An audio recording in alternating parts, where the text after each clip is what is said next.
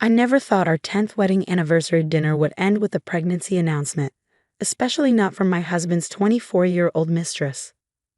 But there we were, sitting in one of the fanciest restaurants in town, when Jessica walked up to our table in a tight red dress. "Surprise?" she said cheerfully, pulling out a chair without asking. "I hope you don't mind me joining your special night, but I have amazing news. My name is Olivia. I'm 38 years old, and for the past year, I've watched my marriage with Marcus fall apart. He worked late, got secretive with his phone, and suddenly became obsessed with going to the gym. I knew about Jessica, his young assistant, long before he started making it obvious. But I stayed quiet for my own reasons. You see, Marcus had a secret, one that even Jessica didn't know about. And tonight, she was about to get a shock. "Jessica, what are you doing here?" Marcus asked, looking nervous.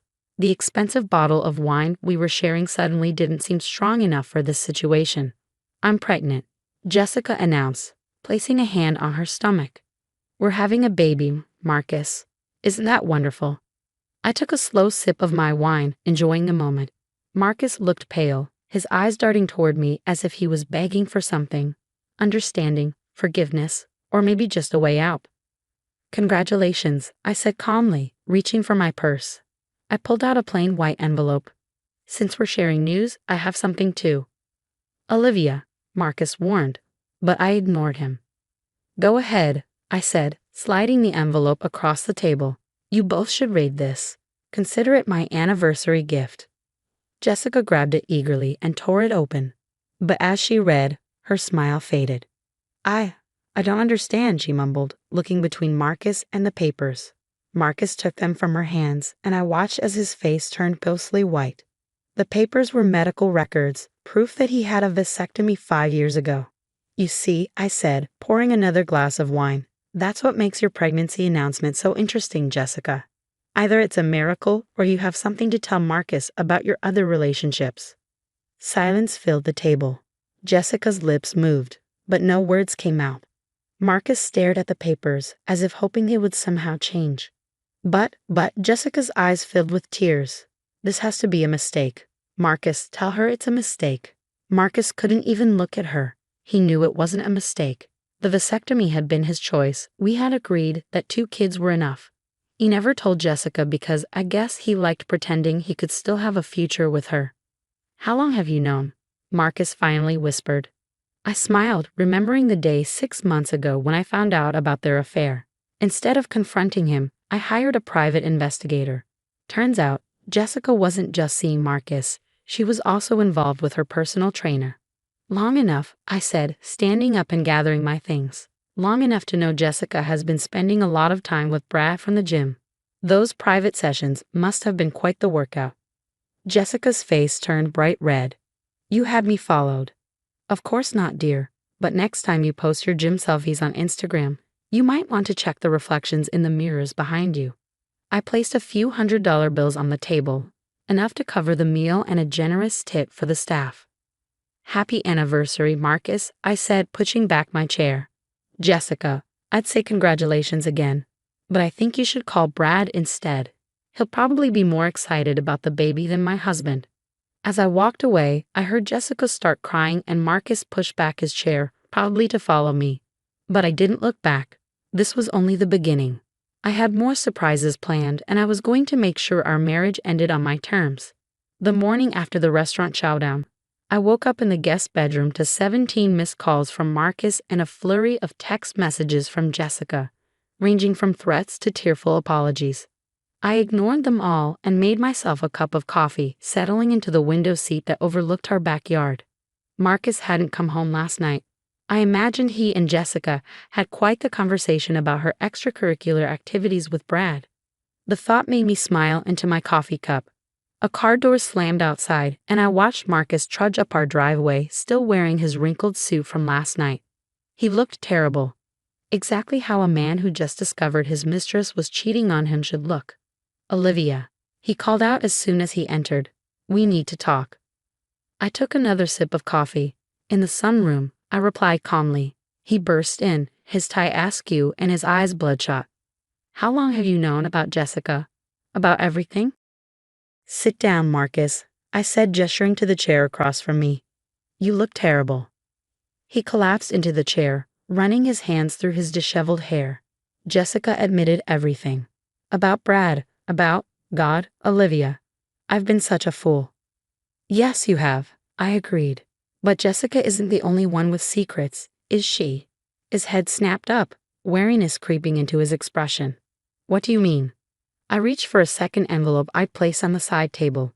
You know, when I first hired the private investigator to look into your affair, I expected to find the usual things. Hotel receipts, romantic dinners, maybe some incriminating photos. But what I found was so much more interesting. Marcus went very still. Olivia, did you really think I wouldn't find out about the offshore account? I asked, pulling out bank statements that showed regular transfers to a Cayman Islands account. Or about the real estate purchases in Jessica's name? His face went ashy. I can explain. Oh, I'm sure you can. Just like you can explain why you've been systematically transferring company funds through shell corporations. I laid out more papers, watching his expression crumble. The forensic accountant I hired was very thorough. You had no right, he began, but I cut him off. I had every right. The moment you started using our joint assets to fund your midlife crisis with Jessica, you gave me that right. He slumped in his chair, the fight draining out of him. What do you want? Divorce papers are being delivered to your office this afternoon. My lawyer has already drafted a settlement agreement that I think you'll find very generous, considering the alternative. Alternative? He asked, though his tone suggested he already knew. The alternative is I take everything I've discovered to the board of directors. I'm sure they'd be very interested in learning how their CFO has been manipulating company funds. Not to mention the IRS, they tend to frown on undeclared offshore accounts. Marcus's face had taken on a greenish tinge. You wouldn't. Try me. I stood up, gathering the papers. You have until Friday to sign the settlement agreement. It gives you enough to start over, which is more than you deserve. In return, I get the house, my fair share of our legitimate assets, and your silence. And if I refuse? I smiled, the same calm smile I'd worn at the restaurant. Then envelope number 3 goes to the board of directors, and envelope number 4 goes to the IRS. Your choice. He stared at me for a long moment, and I saw the exact instant he realized he'd lost. Not just Jessica, not just his dignity, but everything he tried to hide. When did you get so ruthless? He asked quietly. I learned from the best, I replied. Now I suggest you go shower and change. You have a lot to think about before those divorce papers arrive. As he trudged upstairs, I pulled out my phone and sent a quick text to Jessica. By the way, Brad says congratulations, he's always wanted to be a father. Within seconds, my phone exploded with messages from her, but I simply turned it off. Let her and Marcus deal with their own mess. I had a future to plan. Looking around the sunroom at the life Marcus and I had built together, I felt a surprising sense of peace. The anger and betrayal were still there, but they'd been transformed into something else. Determination, maybe, or liberation. The sound of the shower running upstairs reminded me that this was just the middle of the story. Marcus would either sign the papers and disappear quietly from my life, or he'd try to fight back and lose everything. Either way, I was prepared. I picked up my coffee cup and walked out to the garden, enjoying the morning sunshine. Our teenagers were away at summer camp, blissfully unaware of the drama unfolding at home. By the time they returned, everything would be settled, one way or another. My phone buzzed with a text from my lawyer. Divorce papers ready for delivery. Are you sure about the terms? Absolutely, I replied. He'll sign. After all, I still have several more envelopes of evidence safely stored away. Marcus might have thought he was clever with his secrets and lies, but he'd forgotten one important thing. Hell hath no fury like a woman with a good lawyer and an excellent private investigator. Friday arrived with a sense of finality. I sat in my lawyer's office, watching the minutes tick by on an antique clock that probably cost more than most cars. Marcus had until 5 p.m. to sign the divorce settlement. It was currently 4:45. He'll show up, Diana, my lawyer, said confidently while reviewing some paperwork. Men like Marcus always do when they realize they're cornered. She was right. At 4:52, Marcus walked in, looking nothing like the powerful CFO he portrayed at work. His shoulders were slumped, his designer suit wrinkled, and the dark circles under his eyes suggested he hadn't slept much since our confrontation. "The papers?" he asked quietly, not quite meeting my eyes. Diana slid the document across her gleaming desk. I watched as Marcus read through each page, his signature appearing at every marked spot like a surrender flag. No arguments, no last-minute negotiations, just the scratch of his pen against paper. "Is it done?" he asked when he finished. "Almost," I said, pulling out one final envelope. "This is a copy of everything I have. The offshore accounts, the company fraud, the real estate dealings. Consider it insurance. As long as you honor our agreement, it stays sealed." He nodded, understanding the implicit threat. "And Jessica?" "From what I hear, she and Brad had quite the emotional reunion at Fitness First yesterday. Apparently, he's thrilled about becoming a father." I couldn't help but smile. "Though she might want to invest in some waterproof mascara." Marcus winced. "I deserve that." "Yes, you did." I stood up, gathering my things. "Goodbye, Marcus. I suggest you start looking for a new job before the board starts asking questions about those financial discrepancies." As I walked out of the law office, I felt lighter than I had in years. The setting sun painted the city skyline in shades of gold and pink, a perfect backdrop for new beginnings. My phone buzzed with a text from our daughter Emma. "How was your anniversary dinner? Did Dad like the gift you planned?" I smiled, thinking of how to respond. Our kids would learn about the divorce soon enough. But for now, they deserved to enjoy their summer camp without adult drama. "It was quite memorable," I texted back. "We'll talk when you get home." Later that evening, I sat on my back porch with a glass of wine, watching the stars emerge.